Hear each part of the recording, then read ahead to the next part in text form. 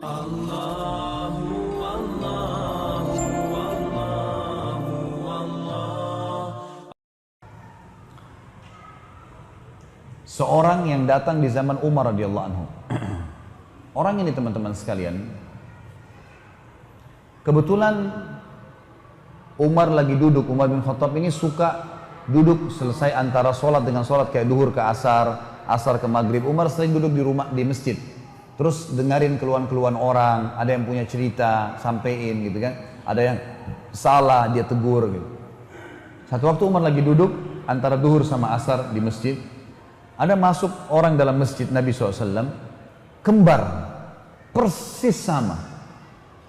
Pakaiannya, model pakaiannya, cara jalannya, postur tubuhnya, warna kulitnya, paras wajahnya, sama persis, kembar. Tapi kembarnya ini agak unik, sampai Umar bilang, Subhanallah, Maha Suci Allah, saya belum pernah melihat ada orang kembar seunik ini.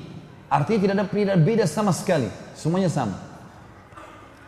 Kata Umar, saya ingin bicara sama orang ini.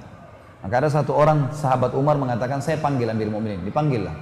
Datanglah dua orang itu. Yang satu depan, yang satu belakang. Lalu kata Umar, segala puji bagi Allah yang telah menciptakan kalian kembar seperti ini. Apakah yang di belakangmu itu adikmu? Kata yang di depan ini, bukan Amirul Mukminin. Ini anak saya. Anaknya. Umar bilang, Subhanallah. Lebih luar biasa lagi bagaimana Allah menciptakan anakmu persis seperti kamu. Tidak ada bedanya, kayak pinang dibelah dua kalau gitu. Sama persis.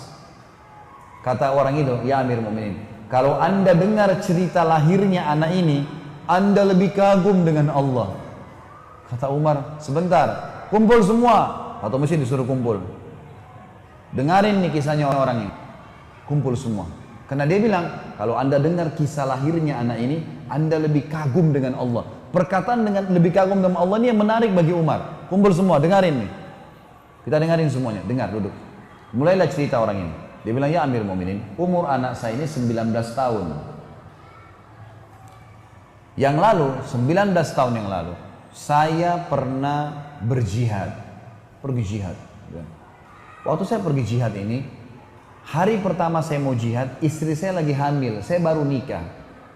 Istri saya hamil, ada panggilan jihad, saya mau pergi berjihad.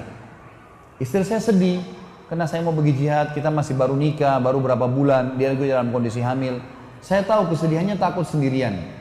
Maka sebelum saya keluar dari rumah, saya pun memegang perutnya sambil berkata, saya menitipkan bayiku ini kepadamu ya Allah. Itu bahasanya, saya titipkan bayiku ini kepadamu ya Allah. Lalu dia bilang, orang ini bilang, saya bilang sama istri saya, tenanglah, Allah akan menjaganya. Istri saya pun pasrah, saya pun pergi jihad. Saya jihad selama 9 bulan, dia bilang, 9 bulan di medan perang. Setelah 9 bulan saya berpikir, kayaknya sudah tiba masa melahirkan istri saya. Saya ingin balik ke Madinah, ingin melihat. Kembalilah dia. Dia dari kota pindah ke kota jihad. Dia kembali. Waktu dia kembali teman-teman sekalian, dari peperangan itu, dia bilang, Mun, saya tiba, lalu saya ke rumah saya, nggak ada istri saya. Saya datang ke rumah kerabat saya tanya, kata mereka, istrimu baru meninggal kemarin. Baru meninggal kemarin. Kata dia, bagaimana ceritanya? Sempat melahirkan? Nggak sempat. Meninggal, biasa. Tidak ada sakit, tidak ada apa, meninggal. Baiklah. Dia bilang, kalau begitu, saya besok akan kembali ke medan perang, medan jihad lagi. Malam ini saya tidur di rumah saya. Tapi bisa nggak tunjukin di mana kuburan istri saya di Baqi, di kuburan Madinah? Kata mereka, baiklah. Kebetulan sepupu-sepupunya ada beberapa orang. Ikut. Jalanlah sama-sama ke Baqi. Pas tiba di Baqi, ada fenomena yang dia lihat agak unik menurut dia. Jadi di atas kuburan istrinya itu seperti ada debu. Dan seperti kalau kuburan baru ditutup, masih ada debunya. Kuburan lain kan tidak ada begitu, cuma kuburan istrinya saja.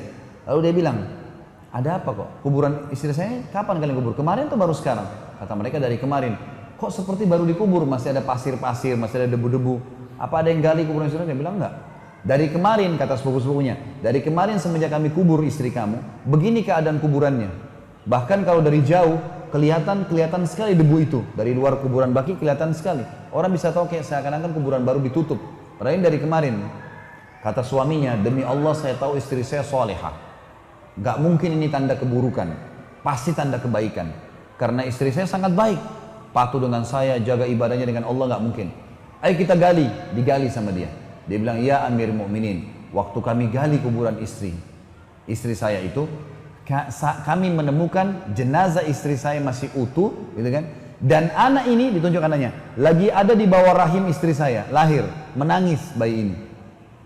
Saya pun menggendongnya dan saya dan seluruh sepupu saya ini mendengar suara, hai fulan, ambillah anakmu yang kau titipkan pada Allah. Dan kami demi Allah tidak tahu dari mana suara itu.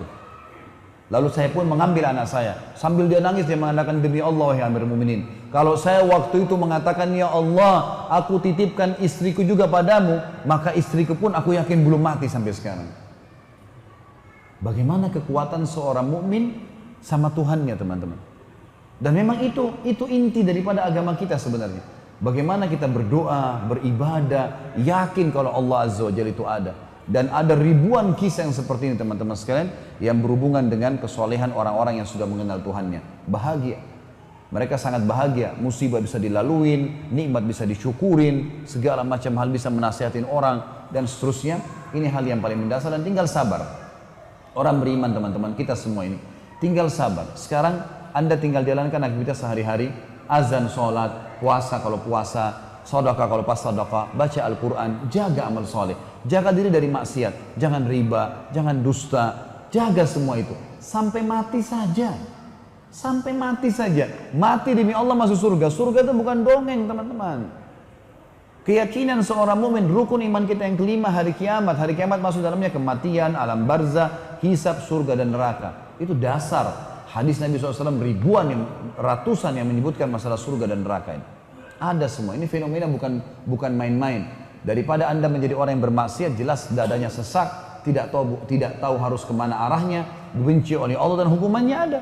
Maka jadilah orang-orang yang baik, teman-teman sekalian. Sabar sedikit dalam ketaatan, maka kita akan mendapatkan yang terbaik insya Allah.